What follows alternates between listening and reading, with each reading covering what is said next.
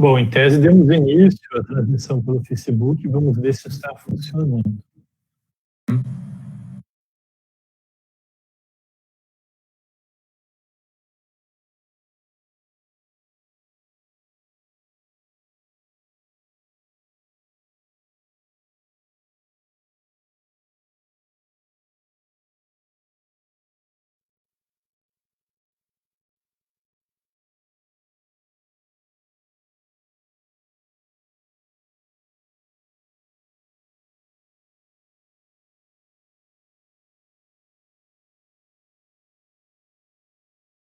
Os rosnados da Dalila estão sendo ouvidos dali?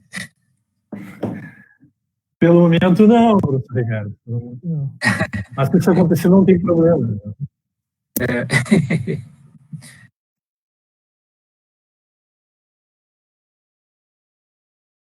Estou aguardando aqui a ok da professora Kelly, está monitorando a transmissão do Facebook, para a gente poder dar início ao nosso webinar.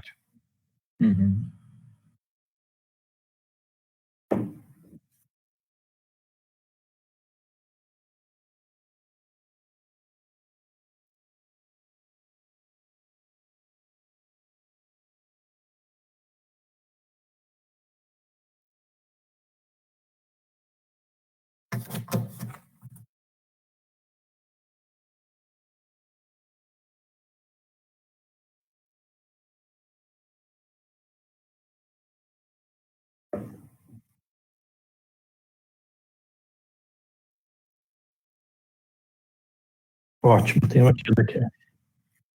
Bom, então, boa tarde a todas e a todos que nos acompanham na sala do MConf, do Conversas na Quarentena, e na webpage da Faculdade de Direito no Facebook. Espero que a transmissão esteja funcionando.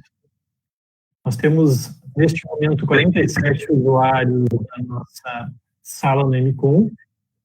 Então, aqueles e aquelas que quiserem interagir conosco durante a nossa discussão, podem ingressar na sala, nossos convidados, até o limite de 120 participantes, e podem, aos poucos, fazer comentários, perguntas, utilizando a ferramenta do bate-papo público.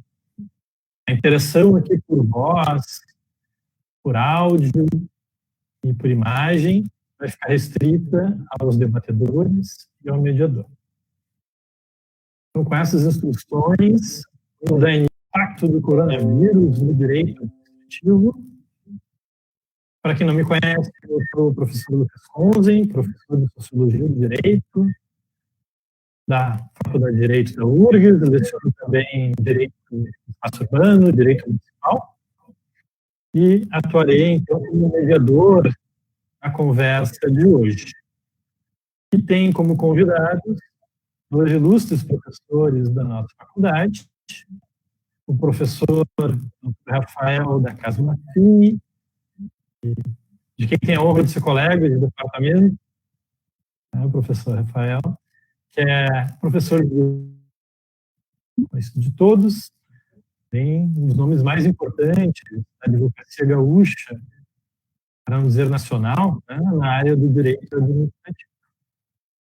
Então, o professor Rafael vai começar nosso debate com uma fala de 10 minutos, e, a seguir, nós teremos a participação do nosso outro convidado, que é o professor Ricardo Antônio Camargo, ilustre professor da nossa faculdade, professor de Direito Econômico, autor de diversas obras neste campo, sempre estabelecendo uma interface com o direito administrativo, né, e que atua também profissionalmente na advocacia pública, procurador do Estado.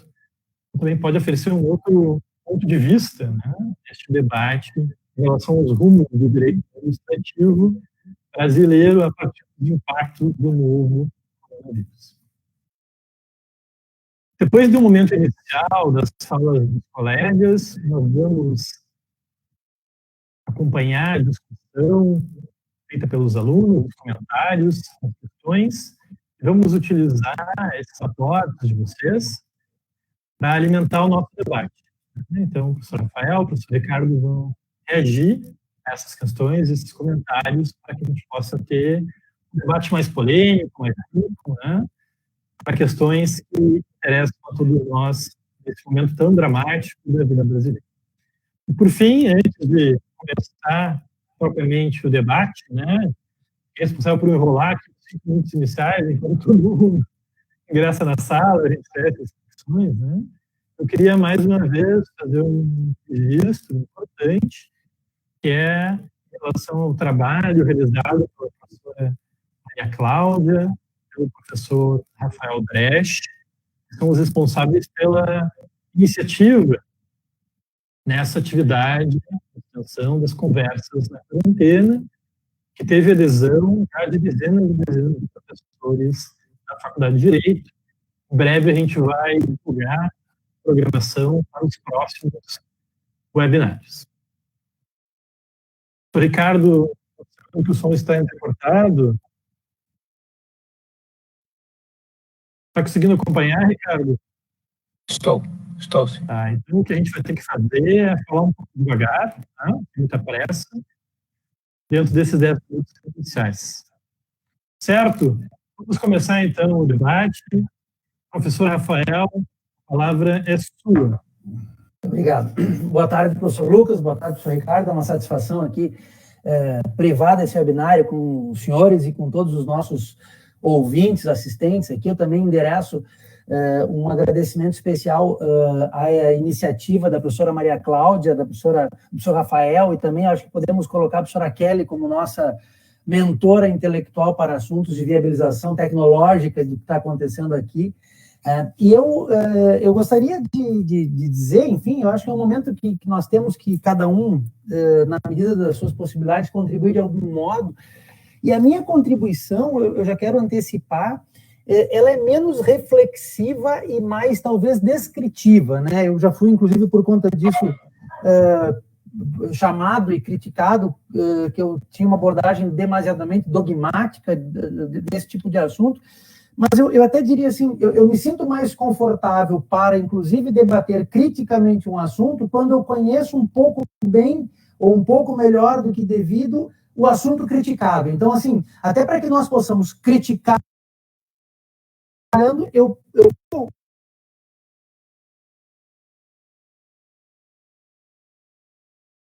o que nosso movimento, ele é um movimento que obviamente não é gaúcho, não é porto-alegrense, não é sequer brasileiro, e ele começa, o meu relato, pelo menos no dia 30 de janeiro.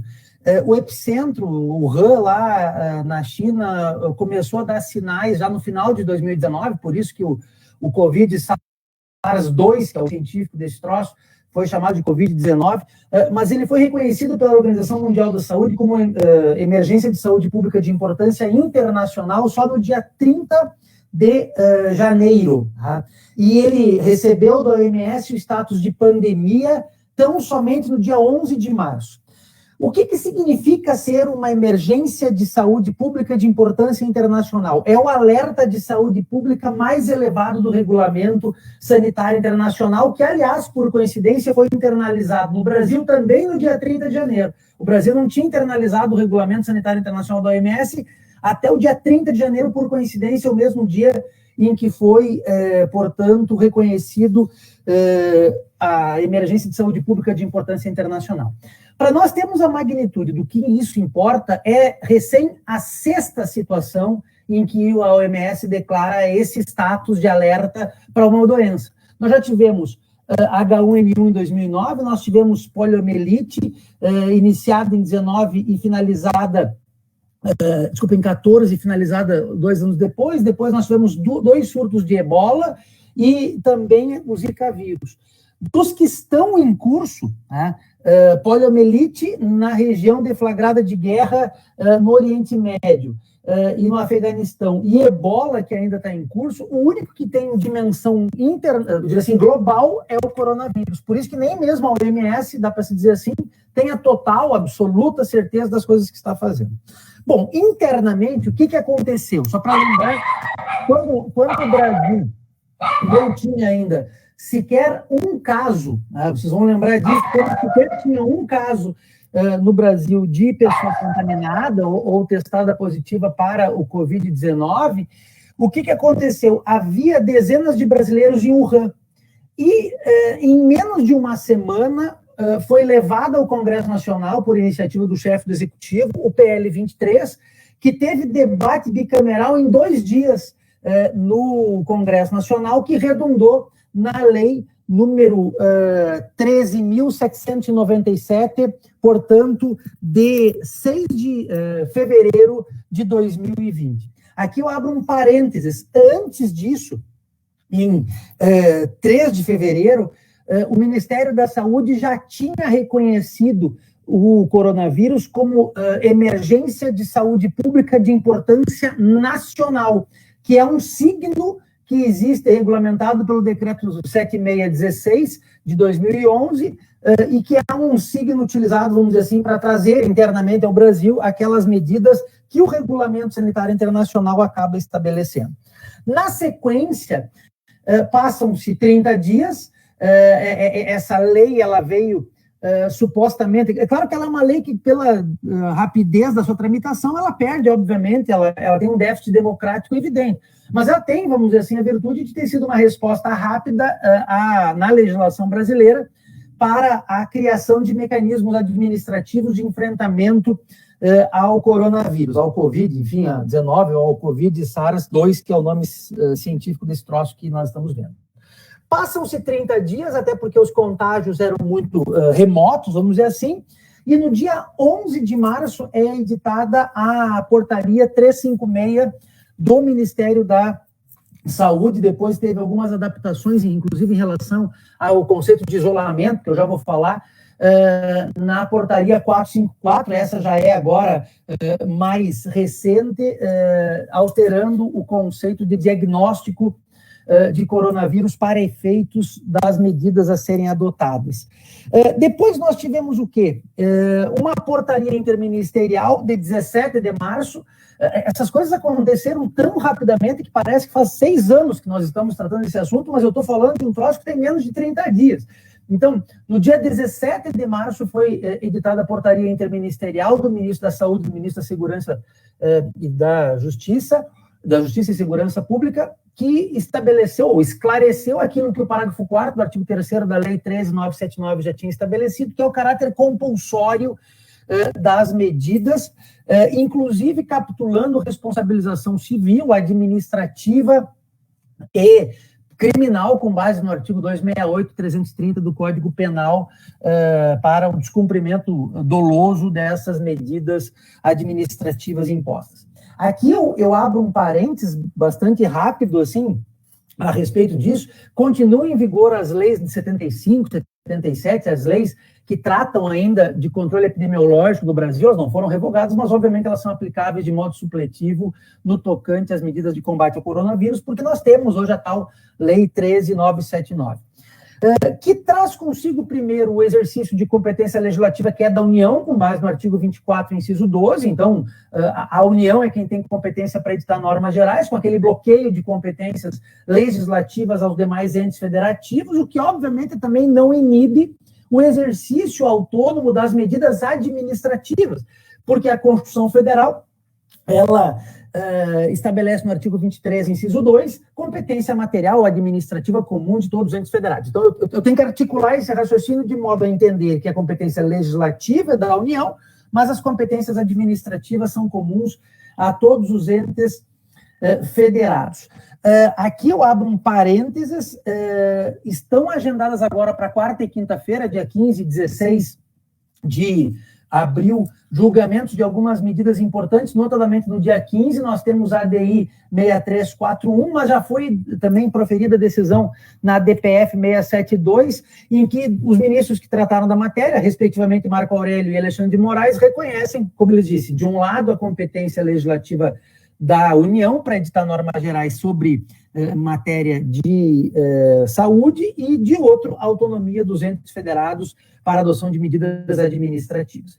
Eu, particularmente, sabedor de que a União, ao editar normas gerais, não pode detalhar demasiadamente o assunto, sob pena de invadir competência que é a competência complementar e suplementar dos demais entes, quando eu estudei o Regulamento Sanitário Internacional, eu vi que é condição para a declaração de emergência de saúde pública de importância internacional e também de importância nacional a necessidade de uma articulação coordenada.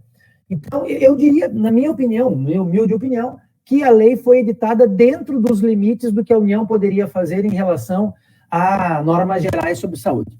O que aconteceu a partir daí, e é o que eu estou escrevendo hoje sobre isso casualmente, é que houve uma pleiade de atos restritivos no exercício do poder de polícia, portanto, no exercício da competência material comum de todos os atos, de todos os entes federativos, para daí estabelecerem-se maiores ou menores restrições, e isso é o que tem perambulado, vamos dizer assim, nos debates mais recorrentes. O ministro Alexandre de Moraes, ao deferir a medida cautelar a referendo do plenário na DPF 672, chega a dizer isso, olha, município veda, outro município não veda, estado veda, outro estado não veda, de modo que nós temos que, de alguma forma, solucionar esses conflitos federativos. Eu já tenho os meus critérios, de alguma forma, esposados naquele artigo que eu escrevi na Praxis, na Direito e Praxis, mas que eu estou aprofundando um pouquinho mais agora. A questão toda, e eu já estou aqui próximo de finalizar os 10 minutos, é que nós temos uma série de medidas, depois até podemos debater um pouquinho mais quais são elas, isolamento, quarentena, é bom a requisição administrativa, e esse é o cenário, vamos dizer assim, a partir do qual as coisas, os meus 10 minutos estouraram aqui, as questões acabam sendo tratadas, portanto, na legislação brasileira. Estou muito curioso para ouvir o professor Ricardo e depois, se for o caso, a gente continuar a analisar daí as medidas em espécie, até porque cada uma das quais exige, merece também, vamos dizer assim, essa atenção. Muito obrigado, professor Lucas. Estou curioso para ver o professor Ricardo.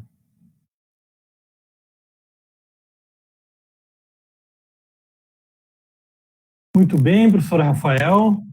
Muito obrigado pela sua intervenção, em especial também por observar os 10 minutos propostos, facilita bastante a vida de um mediador.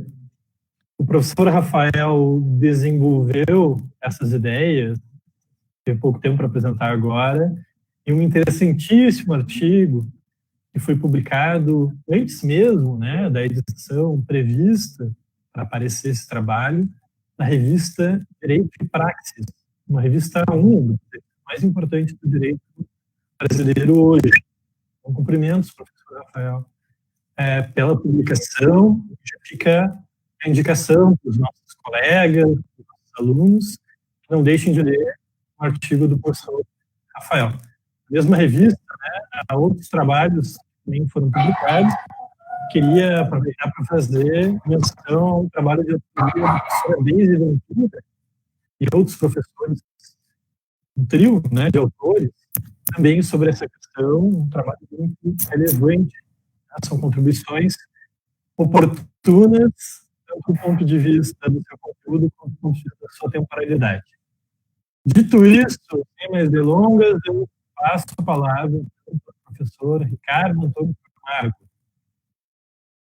Bom, muito obrigado, professor Lucas. Eu devo dizer que é uma baita dificuldade falar depois do professor Maffini. Entretanto, vamos dizer assim, o bom é que eu fico na tranquilidade de que o evento vai transcorrer às maravilhas diante da magnífica aula que é garantida a cada pronunciamento do nosso companheiro de mesa. Então, cumprimento a todos e agora vou passar, sem maiores delongas, a minha contribuição. Vai ser apenas para dividir com vocês as minhas perplexidades. Não faz muito foi editada a Lei 13.874 de 2019, nascida da medida provisória 881, mesmo ano, chamada da Liberdade Econômica, que veio num contexto de radicalização da ideia de reduzir a presença dos comandos heterônomos do Estado sobre a economia, que já se vinha ensaiando desde o início do governo Temer, como ficou documentado nos diálogos que foram travados tanto em atividades de extensão quanto em aulas da pós-graduação em Direito na Universidade Federal do Rio Grande do Sul, cujas transcrições vão compor a obra A Construção Jurídica do Estado do Brasil do início do século XXI, Constituição e Política Econômica, publicado ano passado. O discurso era o de substituir uma linha governamental supostamente hostil ao mercado, que teria estatizado a economia e promovido o respectivo marasmo, em troca da maior agilidade e eficiência dos agentes econômicos privados.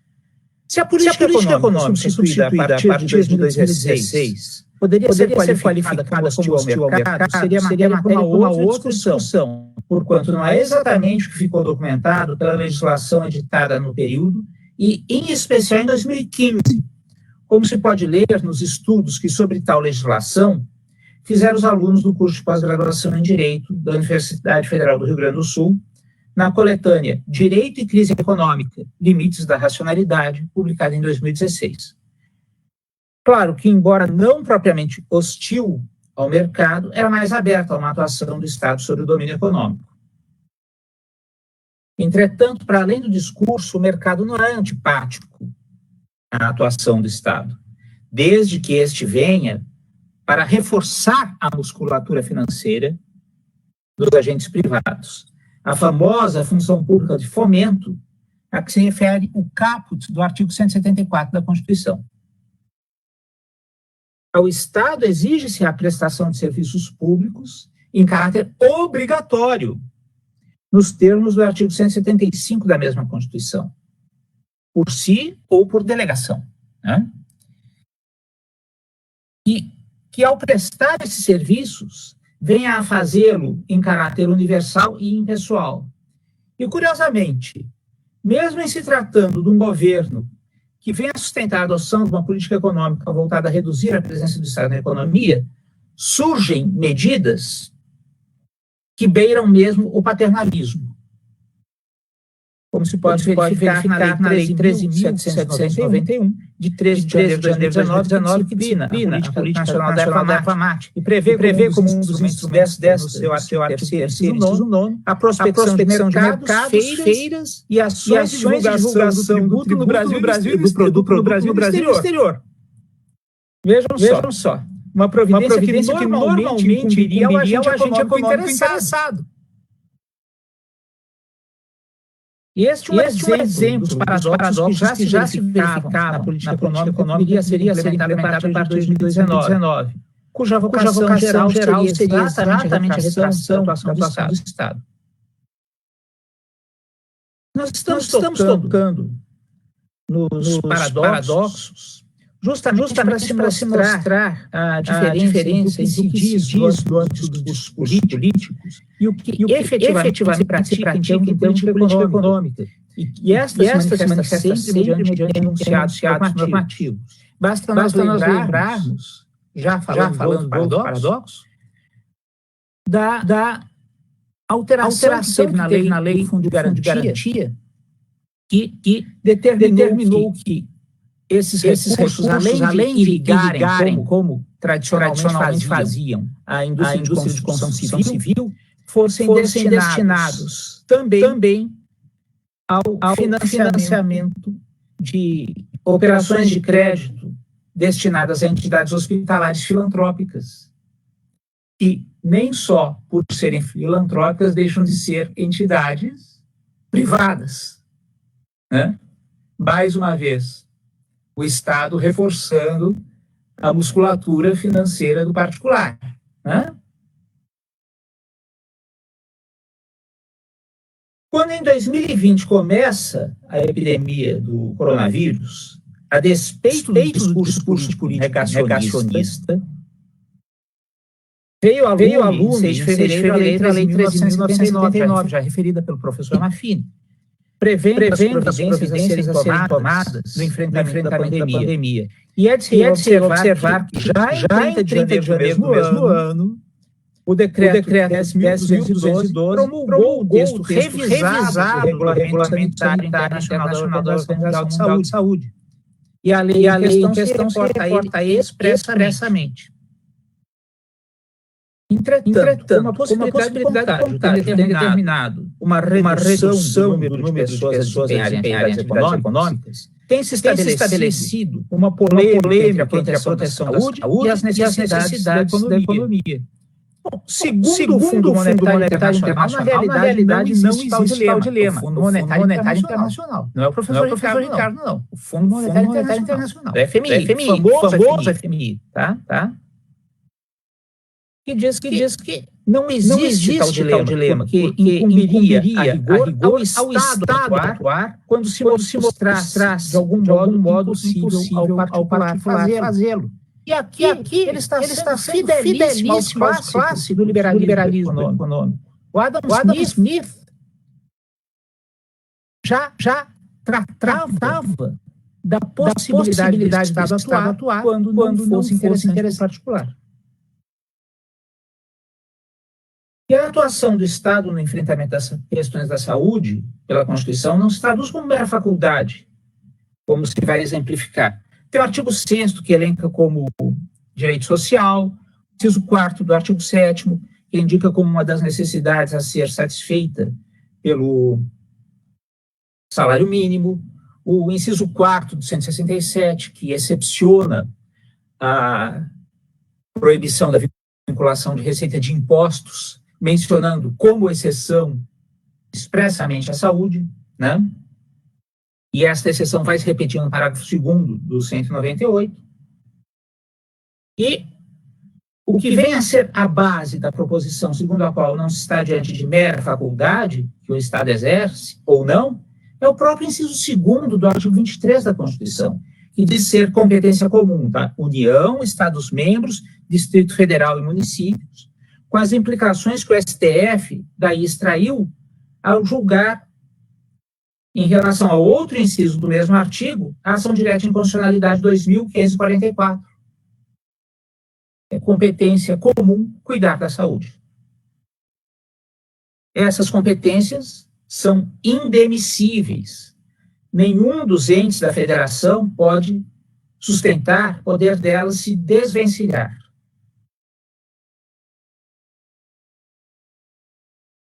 E aí vem a pergunta: e como fica o abastecimento? Resposta: competência comum da União, dos Estados-membros, do Distrito Federal e dos municípios, prevista no inciso 8º, parte final do artigo 23. Organização do abastecimento alimentar. Claro que existe um problema a ser enfrentado aqui, e que recai no campo da cosmovisão. Concluir que é necessária a atuação do Estado em determinada situação, quando se faz profissão de fé nas virtudes do mercado enquanto regulador natural da economia, é extremamente doloroso.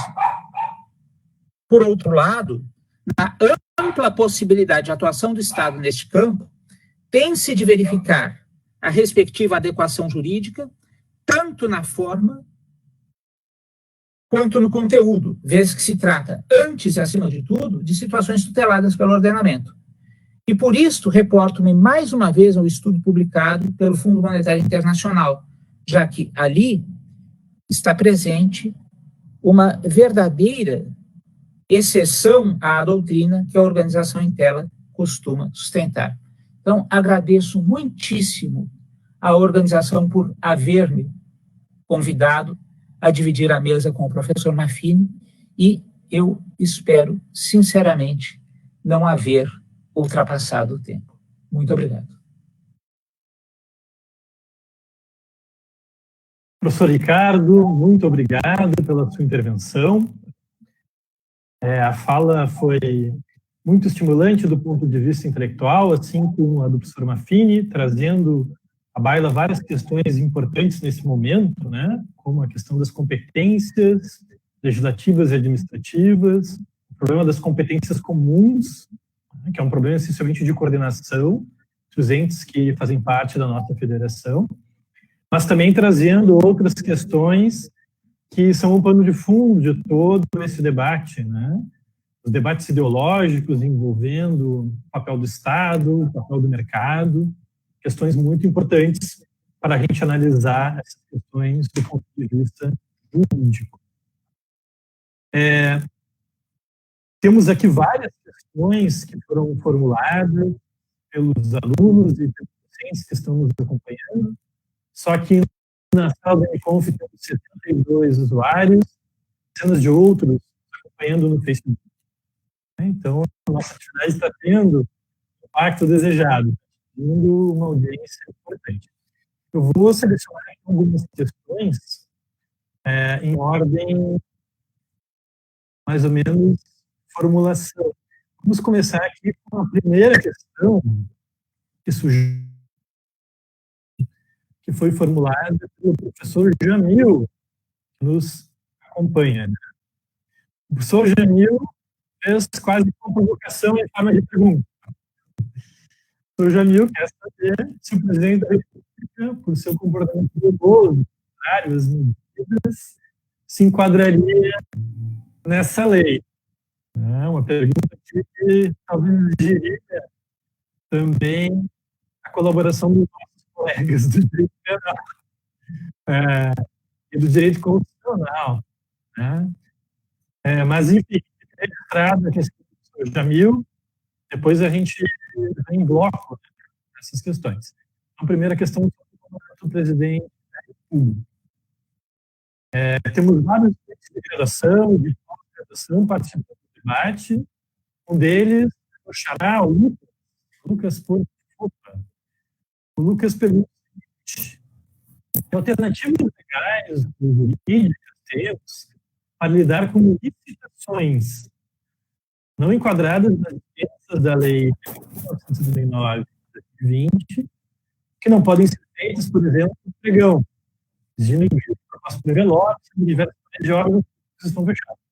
É uma questão de um âmbito um pouco diferente, é uma questão mais do dia a dia, da prática, de quem lida com essas questões, tanto por assessorias de empresas quanto do Estado. E temos aqui também uma outra contribuição da aluna Ana Laura Carvalho, que pergunta o seguinte: podem ser restritos os acessos a expedientes em função da incompatibilidade de diversos órgãos administrativos? Pergunto porque muitos órgãos estão suspendendo a de cópia do processo e não permitindo o acesso aos autos.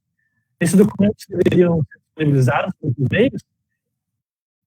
Então, são as três questões. Vamos começar,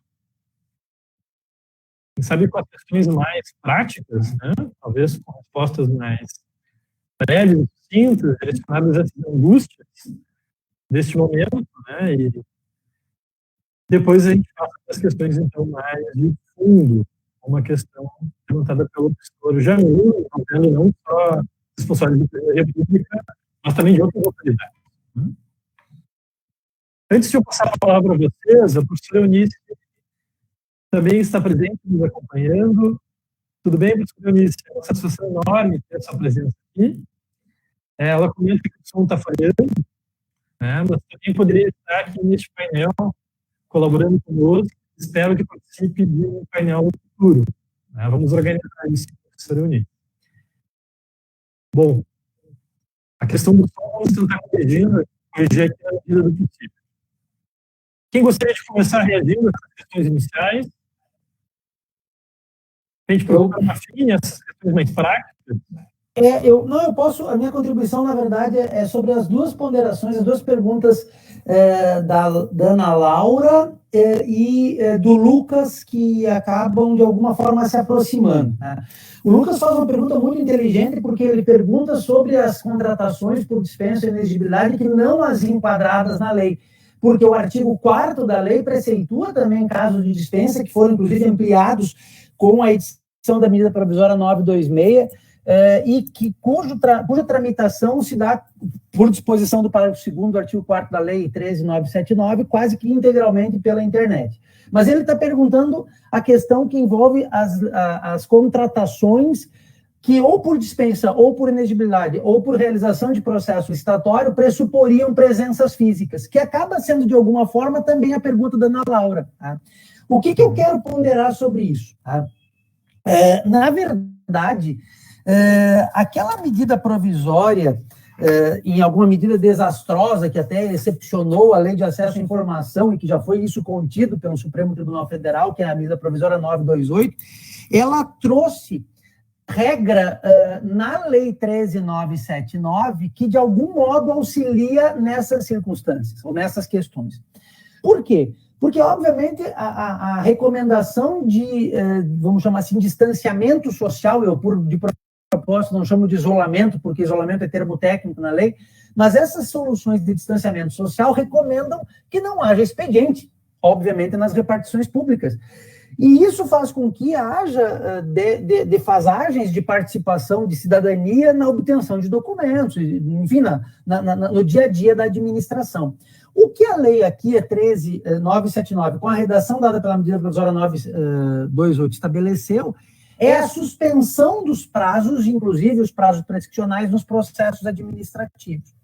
E se vocês forem observar, esta mesma norma que suspende prazos processuais, que suspende a tramitação de expedientes administrativos e, evidentemente, vai suspender também licitações em todas as esferas de governo, acabam sendo repetidas praticamente em decretos estaduais, o decreto estadual 5.554 e o decreto municipal aqui de Porto Alegre, que é o 20.534, com inúmeras alterações, todos eles contemplam também regras desta mesma natureza, de suspensão de prazos e de suspensão de atos que seriam atos que demandariam presença física.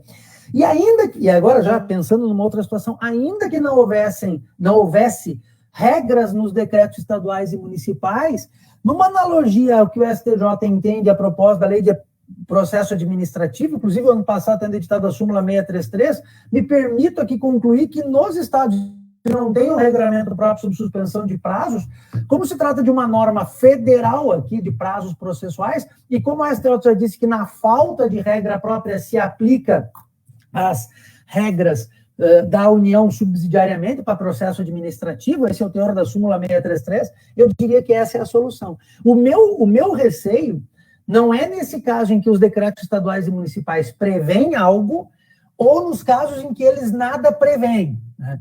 O meu receio, e aí eu vou deixar para tratar disso depois, ao falar da pergunta, que assim, eu só vou dizer que o Jamil é meu amigo porque eu sei que é meu amigo. Agora, uma pergunta dessas é uma pergunta casca de banana, diria o Vanderlei Luxemburgo, né? Mas eu vou respondê-la também, e quando eu for respondê-la, eu vou colocar uma das minhas preocupações, que é o caso, vamos dizer assim, de falta deliberada de articulação dos órgãos nos mais diversas esferas. Assim, o que está acontecendo, na verdade, eu nem falo dos conflitos internos de âmbito do governo federal, mas, assim, essas competências comuns, segundo a jurisprudência do Supremo, recomendam uma ação articulada dos entes federados, inclusive o parágrafo único do 23 fala da lei complementar que vai tratar disso. Nós não temos lei complementar que trata da gestão articulada de combate ao Covid. E o problema é justamente em casos como esses, em que os órgãos nas mais diversas esferas de governo, eles não só não se articulam, não se coordenam, como me parece que fazem questão de se desarticular, né? E aí, o meu receio nessa questão é uma regra no município X ou no estado Y que diga, aqui os prazos não estão suspensos. Aí que eu tenho medo, e aí que eu vou dizer que nós teríamos que discutir amplamente essa falta de coordenação. Eu vou deixar para responder a pergunta do Dr. Jamil, deixa que eu vou ter que pensar mais um pouquinho ainda.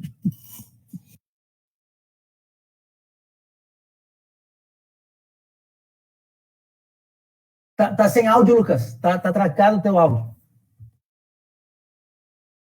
Vamos tentar aqui novamente. Pronto, agora sim. Professor Rafael, muito obrigado pela intervenção, pela reação aos questionamentos dos estudantes. Nós vamos guardar a pergunta do professor Jamil, a polêmica maior para o final, né? E vamos deixar o professor Ricardo fazer algumas considerações, primeiro em relação a esse questionamento do Lucas e da Ana Laura.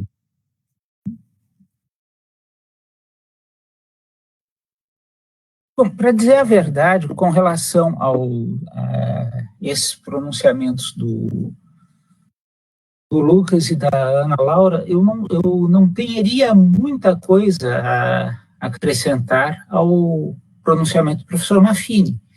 E, para dizer a verdade, naquilo em que a 13.979 for omissa, vão ser aplicadas normalmente as disposições da 8.666. Na omissão da disposição geral, especial, aplica-se a geral. Isso aí é lição antiquíssima da hermenêutica, né? Eu até me reporto muito a alguns autores que, infelizmente, têm sido esquecidos, como o velho Carlos Maximiliano, lá da Santa Maria do professor Maffini, né? E era o autor da predileção dos estudos de hermenêutica nos meus tempos de estudante, né? E no mais, a questão que o professor Maffini pôs de que, não, aqui nós não estamos com os prazos suspensos, que pode ser que eventualmente surja em estados, municípios, etc. Mas aí surge uma outra questão importante. Quem é que efetivamente estaria obrigado ao impossível? Esse é o grande detalhe. Esse é o grande debate. Porque a partir do momento em que é necessária a presença física, mas eu não posso estar fisicamente presente, então eu não posso necessariamente aceitar o prazo. Eu não posso prejudicar a parte quando ela não tem que desempenhar a atividade. Então, a gente faz, inclusive, em termos de razoabilidade, né? Justamente porque sabemos que também tem de ser levado em consideração no momento da imposição de ônus, não é verdade? Mas, como dito, isto é uma matéria que pode render ensejo a debates, porque nem sempre a razoabilidade do burocrata é a mesma razoabilidade do homem comum. Muito bem, professor Ricardo, obrigado. Nós tivemos alguns problemas com o som durante a sua intervenção e perdemos a sua imagem. Não estamos mais enxergar aí na telinha. Se a gente consegue recuperar, então, o som e a imagem do professor Ricardo.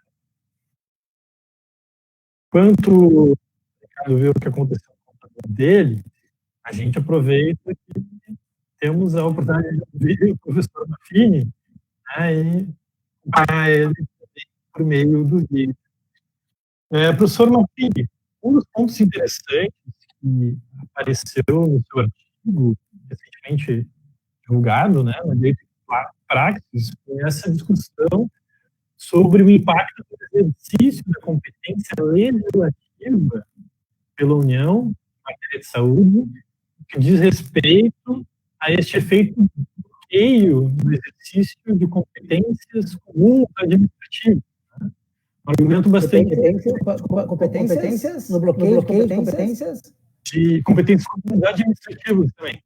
Como o exercício da competência legislativa está vinculado ao que se pode fazer do ponto de vista administrativo. Né? Essa é uma chave de leitura importante desse debate. Né? Então, eu recomendo aos alunos que deem uma olhada neste ponto do artigo do professor Martini, que eu acho que é especialmente esclarecedor. Bom, vamos enfrentar a provocação do professor Jamil? Pois não. Na verdade, só para fazer um esclarecimento assim, sobre essa questão do bloqueio de competências, acho que é muito importante, realmente. Não que o meu texto seja, mas o assunto eu diria assim, existe um bloqueio de competências legislativas dos estados e municípios federal em face da competência de normas gerais legislativas da União. Mas esse bloqueio, obviamente, não bloqueia o exercício das competências materiais, das competências administrativas, que segundo os livros, os brincadeiros de doutrina costumam tratar de tudo, menos do que realmente importa. Os livros eles costumam dizer que tem essas competências materiais concomitantes, comuns, elas têm que ser coordenadas, articuladas, e, por exemplo, em matéria ambiental tem a Lei Complementar 140 que preceitua isso. Mas e quando não tem? E quando não há essa articulação? E me parece que a pergunta do professor Jamil, cujo aspecto penal não me atreveria a responder, até porque em matéria de responsabilidade penal de presidente da República tem uma série de particularidades, vicissitudes, que nós experimentamos, por exemplo, há não muito tempo atrás no Supremo, então eu não vou tratar do aspecto penal, mas assim, é perceptível que a linha de comportamento do presidente da República é uma linha de comportamento diferente da linha de comportamento e de política pública executada por estados e municípios, né? E, infelizmente, tratando disso do ponto de vista ideológico, quando, na verdade, na minha opinião, não é o ambiente adequado. Claro que todo mundo tem a sua ideologia e ninguém consegue dela se despir quando vai interpretar as coisas, mas tem coisas que não são ideológicas, né? Então, assim, o que acontece? A minha atual preocupação, minha atual incomodação, e eu acho que é disso que trata também um pouco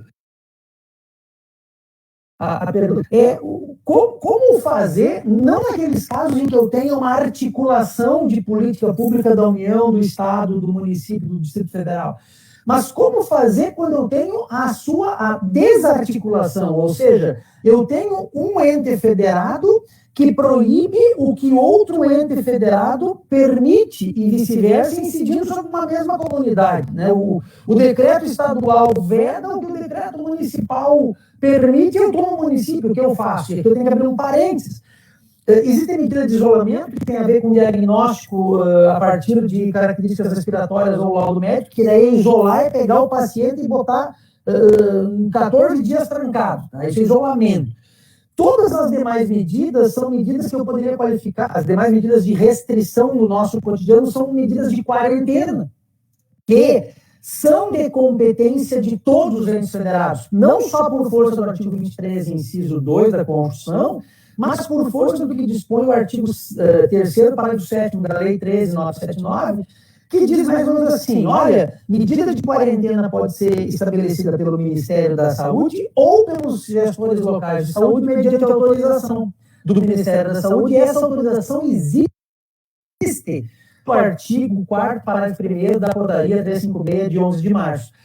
E aí o que acontece? Eu tenho vários decretos em vários municípios, em vários estados. Infelizmente, tratando disso de forma relativamente, vamos dizer assim, pouco científica. Qual é o critério que eu estou defendendo? Estou acabando um texto para mandar para um livro que a RT vai publicar sobre o Covid daqui a uns dias. Qual é a minha proposta de solução? Tá? Vamos imaginar assim, eu tenho um estado que proíbe o que o município permite, eu tenho uma empresa nesse município. Como que eu resolvo esse conflito? Tá? Como que... Vou falar de hierarquia? Claro que não. Né? Então, assim, qual é a minha proposta? A minha proposta é a seguinte, e ela não é tão cerebrina quanto parece. Primeiro critério. Tá? Se o judiciário for convocado para tratar desse assunto, ele vai ter que fazer predominar aquela medida que estiver mais bem fundamentada em aspectos científicos ou dados estatísticos relativos com saúde. Tá? Quem é que disse isso? O artigo 3º, parágrafo 1º da Lei 13.979, que diz que as medidas só poderão ser tomadas com base nesses fundamentos. E, ainda assim, restritas no tempo e no espaço necessários. Por isso que, por exemplo, tem regras, várias delas ali, na lei, inclusive, que diz que essas medidas caem todas se a OMS levantar a declaração de emergência de saúde pública. Então, em primeiro lugar é isso. Tá.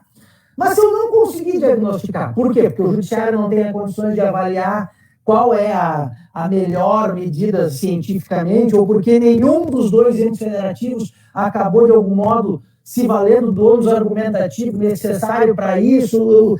Assim, se não tem motivação, ou se a motivação é insatisfatória, se foi feito a facão, próximo. Tanto o governador quanto o prefeito fazem a facão.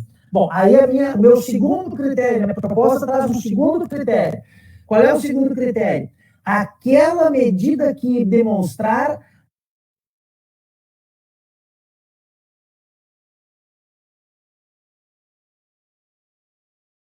construção civil em Porto Alegre é diferente de construção civil no Alegrete. Então, eu posso, vamos dizer assim, de algum modo, aqui ter adesões ou aderências diferentes de acordo com a situação.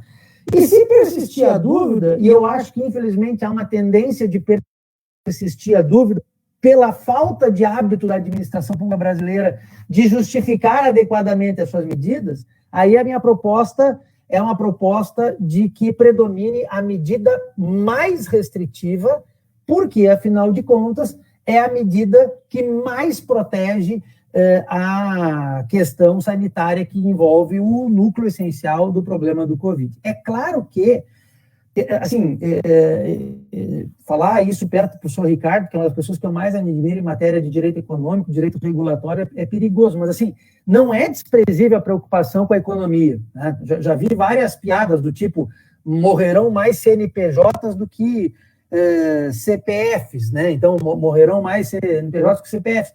A gente agora, assim, nunca aquela parêmia de que a diferença entre remédio e veneno depende da dose esteve tão importante no direito. A gente vai ter que agora aquilatar, e o critério, para mim, predominante é justamente o critério de base científica. Quando o ministro da Saúde diz que tem que pensar na ciência, tem que pensar... Nós não podemos descartar que essa ciência, essa estatística, ela envolve um pouco da estratégia de saúde pública que é recomendável para combater o coronavírus. A estratégia, e o que eu vou dizer é assustador do ponto de vista pessoal, tá? A estratégia não é curar, porque não tem cura. A estratégia não é vacinar, porque não tem vacina. A estratégia de política pública é uma estratégia assemelhada a todas as demais estratégias de combate de vírus, como foi H1N1 em 2009, que é deixar a população saudável pegar a doença para que se desfaça o surto pela resistência corporal que as pessoas passaram a ter. O problema é que essa moléstia, esse vírus, ele é tão agressivo, tão rápido, e traz problemas respiratórios tão severos que a estratégia, e por isso a contenção econômica é necessária, a estratégia é de atrasarmos a proliferação do surto, enquanto a rede de saúde busca mecanismos para de algum modo, ter condições de suportar os casos graves. Então, diante disso, não pense que se houvesse um remédio, os Estados Unidos não teria administrado uns 300 milhões de habitantes. Se houvesse uma vacina da mesma forma.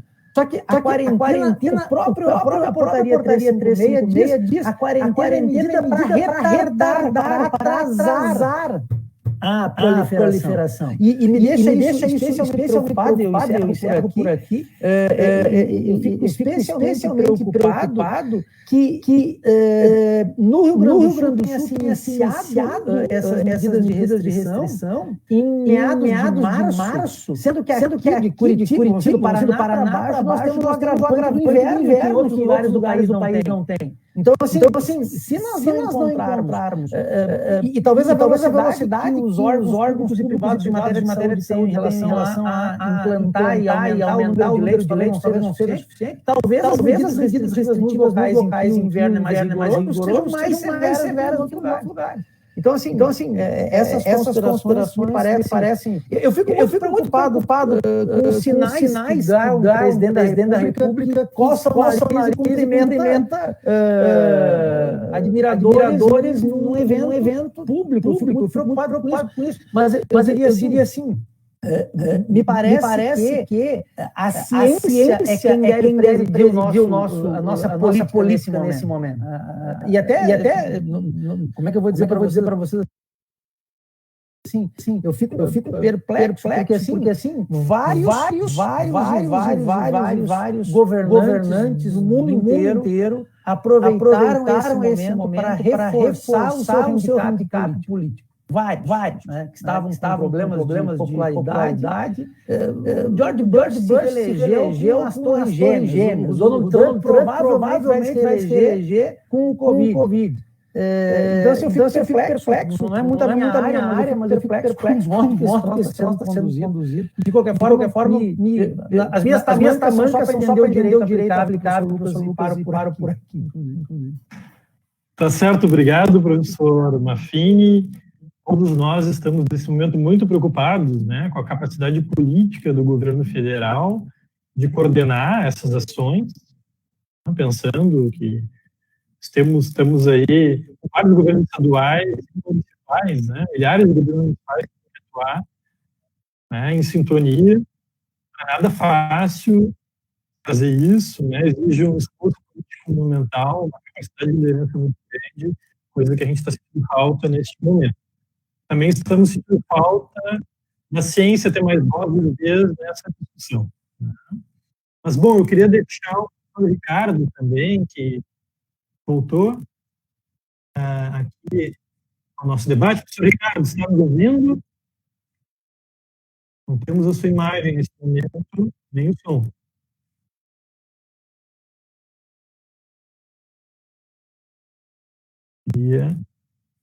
Ouço, mas não tem microfone. Ricardo, acho que você vai ter que sair da sala e ingressar novamente.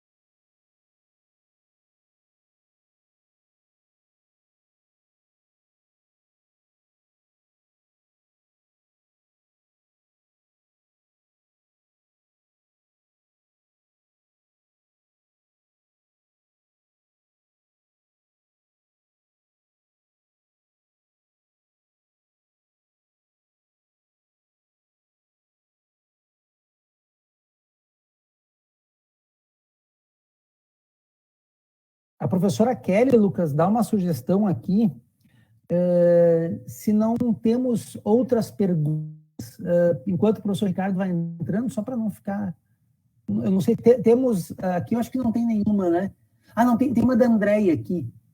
Pronto, ótimo, professor. Eu tinha perdido o microfone aqui também. Desculpe, meu silêncio. Tá. Sim, temos uma pergunta da Andréia, né? Duas perguntas, na verdade. Sim. Professor Maffini, então, se quiser reagir a essas perguntas brevemente, enquanto a gente aguarda o Ricardo, fique à vontade. Vamos lá. Eu tenho aqui a Luíse, se eu puder repetir a segunda proposta. Ah, tá. A segunda proposta, Luíse, é aquela medida que tiver mais aderência com a realidade social sobre a qual se aplica a restrição. Tá?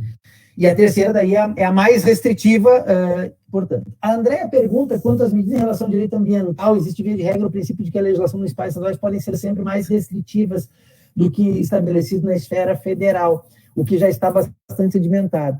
Entretanto, na área da saúde não existe nada semelhante.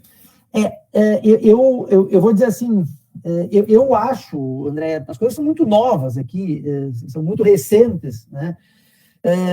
Mas eu acho que, assim, primeiro que esses conflitos, eles tendem a não ser resolvidos efetivamente pelo judiciário, porque o judiciário vai ter tempo de resolver isso até acabar a pandemia. Mas eu acho que nós temos que criar um critério, isso eu estou fazendo essa pesquisa no Supremo, não é clara a decisão ou a orientação do Supremo nesses casos. Né? Em matéria ambiental, sim. Mas em matéria ambiental, é mais ou menos aquela lógica da minha terceira proposta, né? Ou seja, na dúvida, a mais protetiva, né? O que eu acho é que há, talvez, parâmetros anteriores que possam ser utilizados.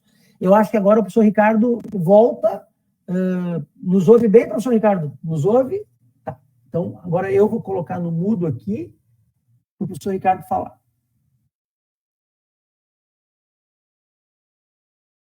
O professor Lucas está sem áudio também, tá? O seu está no mudo também. Barbaridade. Eu com meu computador, realmente me atrapalho com as engenhocas, até hoje. Bom, mas a questão que foi posta agora pelo Lucas, qual a questão que me caberia responder agora? Gostaríamos de saber da sua opinião sobre essa questão que envolve a responsabilização de autoridades públicas, seja o presidente, sejam os prefeitos, governadores.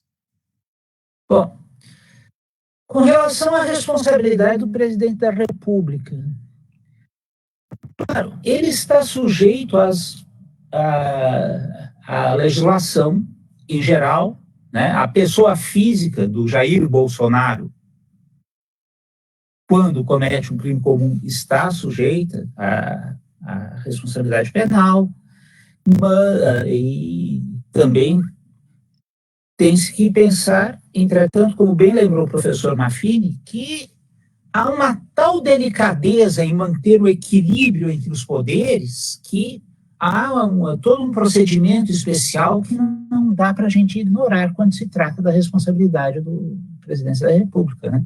Já nós vimos o que aconteceu, por exemplo, ainda na época do Temer como presidente da República, etc, etc, etc. Muito bem. Agora, surgem questões aí que já não caem propriamente no âmbito da responsabilidade penal. Por exemplo, questões que envolvem improbidade administrativa. Por vezes, nós vemos o Ministério Público ingressando com as ações de improbidade administrativa. A grande questão que se vai colocar agora é justamente a seguinte: saber-se até que ponto uma responsabilização dessas autoridades vai acabar surtindo efeito no momento em que tem que surtir esse efeito. Que mesmo que tenha vindo, eventualmente, que venha uma condenação ao presidente da República ou a um governador que desrespeite a necessidade do distanciamento ou do isolamento, da quarentena, ou do prefeito, o dano já vai se ter verificado. Então, na realidade, eu acho que a questão envolve muito menos a responsabilização dessas pessoas, que eu não estou dizendo que não deve existir, não estou dizendo que ela não deve existir, mas é principalmente nós aprendermos, como disse ainda há pouco o professor Maffini, a confiar no que diz aquele que tem o conhecimento próprio para falar a respeito do tema.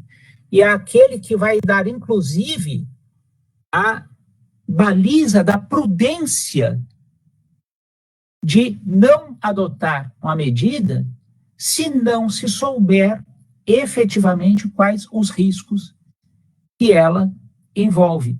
Justamente porque, como eu cheguei a dizer, quando o professor Maffini falou que estava meio receoso de dizer a questão de como é que vai afastar a economia em face da saúde pública diante de mim, então, eu não tenho problema nenhum em relação a isso. Por quê?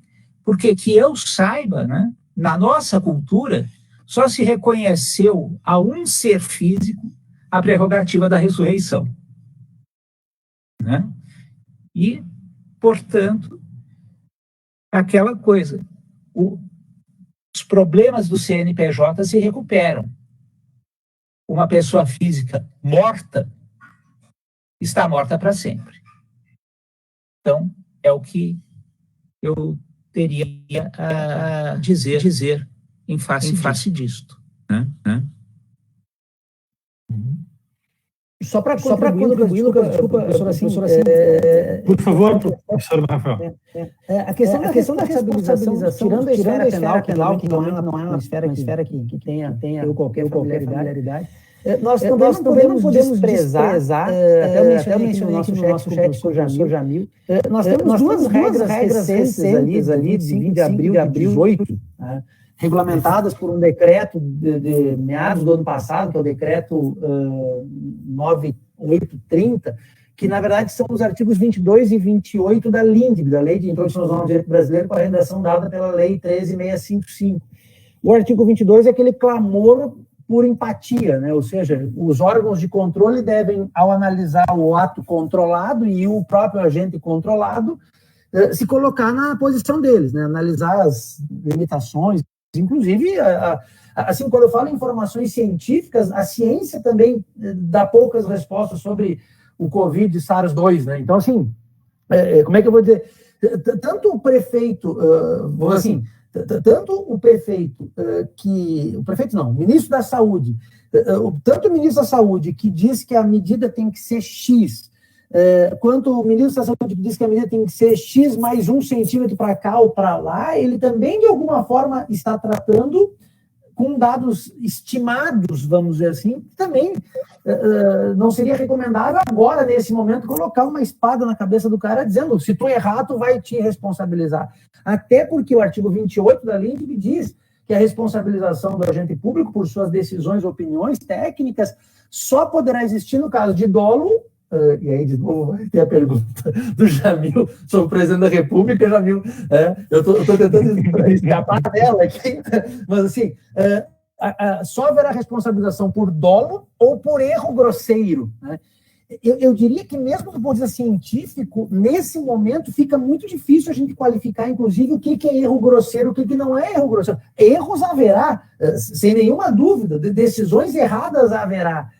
Mas o quão errado tem que ser para ele ser considerado grosseiro? Assim, como é que eu vou dizer para vocês?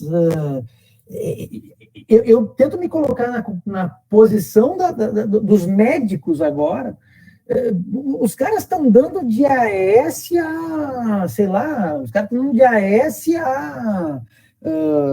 Sim, é o desespero, né, de tentar resolver o problema. Meu avô disse que tomava criolina, né? Então, de AS a criolina, os caras estão dando para tentar salvar. Como é que eu vou dizer que o médico do hospital público lá tem que ser responsabilizado porque o tratamento dele foi errado? Ninguém sabe qual é o tratamento certo agora. Então, assim, isso é muito... E outra, isso que a gente... Eu já levei uma mijada, Lucas, com razão, de um amigo nosso em comum, que é muito preocupado com ciência, porque eu inventei uma expressão, tá? Direito administrativo da crise, não naquele sentido da teoria das situações excepcionais que a França utiliza. Eu chamo assim, direito administrativo da crise em sentido estrito, que é o direito aplicável a combater a crise. Estou falando da Lei 13.979 e o que orbita ao redor dela. Mas tem o que eu chamo de direito administrativo da crise em sentido lato, em sentido amplo, que é o conjunto de discussões que haverá no futuro em matéria de direito administrativo no tocante aos efeitos da crise. Exemplos: revisão de contratos, responsabilização de agentes, conceito de legalidade talvez mude, né? Porra, não sei se vocês perceberam, eu falei um monte de portaria. Hoje em dia nós estamos, uma série de decisões importantes estão sendo tomadas com base em portaria interministerial, coisas que antigamente, né, o professor Almiro dava risada ao dizer portaria, tem nome muito parecido com porcaria, né? Porque eram atos subalternos, hoje são os atos essenciais para o troço desse. E uma coisa que eu até colocaria assim, que daí envolve talvez o interesse de todos nós, aqui nós três especialmente, o próprio debate do parágrafo 2º do artigo 23 da Lei de Responsabilidade Fiscal sobre redução de salário, redução de vencimento de servidores, que já tem maioria formada para dizer que não pode, mesmo com redução proporcional de jornada, acho que é DI 2238, se não me engano, alguma coisa parecida. 2238, essa mesmo. Eu não descarto, professor Ricardo, professor Lucas, que o Supremo deu um duplo twist carpado lá, hermenêutico, dizendo, salvo em momento de Covid, sabe? Então, assim, o conjunto de coisas que podem decorrer, e até vou dizer para você assim, ó, Portugal, Espanha, menos a França, mas Portugal, Espanha e Grécia trataram muito na crise do início da década de 2010, ali nas crises econômicas, trataram muito desse direito da crise, mas nunca tiveram experiências como a que agora o mundo inteiro está tendo. Então, assim, a gente tem que estar preparado para a mudança de princípios dos mais de leitura de princípios dos mais comezinhos. O conceito de moralidade pode mudar, o conceito de razoabilidade pode mudar, o conceito... a gente está, eu diria assim, vivendo um momento que eu, particularmente, na minha geração, eu não lembro de algo similar, né? Torres Gêmeas, não tem nada similar. O que eu me recordo assim é do pós-Primeira Guerra Mundial, quando especialmente os franceses começaram a debater muito até a destruição daquela noção do Código Napoleão como algo absolutamente imutável, etc.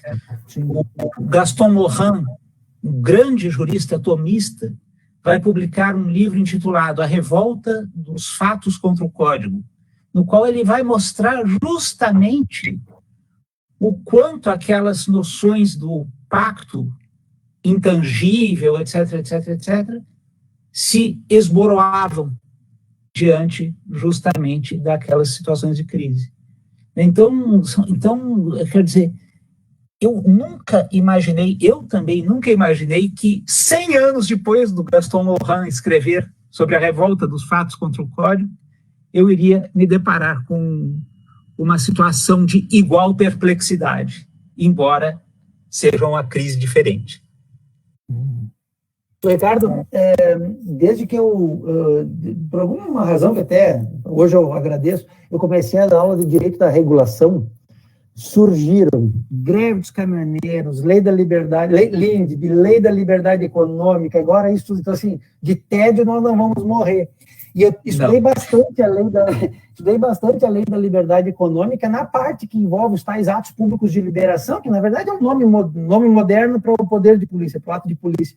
Eu tenho até alguns textos publicados sobre esse troço. E agora, assim, eu que nunca me vocacionei a estudar a parte final da lei da liberdade econômica que trata das alterações do direito privado, eu não tenho como deixar agora de pensar o seguinte, assim, os condutores dessa lei nunca imaginaram que nós pudéssemos passar por um momento como estamos vivendo agora, e a prova disso é o quantas vezes eles menoscabaram, eles restringiram a figura da revisão contratual. Né? Até no que eu consegui assistir do professor Luiz Renato, professor Gerson, aquele negócio de revisão contratual excepcional, o judiciário não se mete, assim, não poderia ser mais inapropriado comandos normativos como esse, né, professor Ricardo, numa hora dessas, né, numa hora em que a revisão contratual vai ser o assunto da moda, me parece. E vão ressuscitar até mesmo a obra de 1932 do Arnoldo Medeiros da Fonseca sobre o caso Fortuito e Força Maior. A grande obra que se escreveu no Brasil. Né? Eu vou aproveitar os rumos que a discussão tomou nos últimos segundos para fazer uma propaganda em relação à continuidade das conversas da quarentena. Né? Na próxima quinta-feira, nós vamos ter, no dia 16 de abril, né, um webinário sobre situações de pandemia e responsabilização civil. Presenças do professor Rafael Dresch, do professor Sérgio Severo, da professora Tula. Certamente será uma oportunidade para aprofundar essa discussão, inclusive pensando nos impactos, né, que uma área do direito tem na outra, esses diálogos possíveis também entre o direito administrativo e o direito civil. Bom, já são 6 horas e 12 minutos no relógio de tela aqui. A gente tinha prometido a todos que a conversa não iria ultrapassar muito das 18 horas, né? Mas nós, como professores, adoramos conversar sobre esses assuntos, né? Gostaríamos muito de ouvir cada um das pessoas que está acompanhando esse debate, né? A professora Alice, que acaba de escrever, por exemplo, né? E todos os nossos alunos, todos os nossos colegas, servidores também da universidade que têm acompanhado um pouco desse debate. Enfim, conseguimos, através dessa atividade, mobilizar a nossa comunidade acadêmica para refletir sobre isso e que sirva de inspiração para todos nós produzirmos também sobre isso, do ponto de vista acadêmico, divulgarmos essas ideias e termos um impacto na opinião pública, né? Algo que o professor Ricardo, o professor Maffini vem fazendo com muita competência, com muita qualidade. Ficaram vários pontos aqui para debates futuros, né?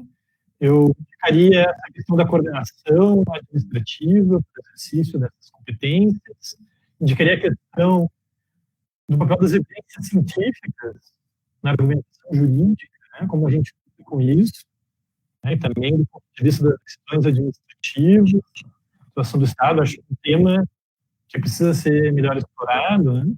E um terceiro grande tema que é como lidar com essa legislação temporária. Né? A professora Deise Ventura, no artigo dela, inclusive, designou uma nova lei, de uma lei com tramitação casuística e antidemocrática. Né?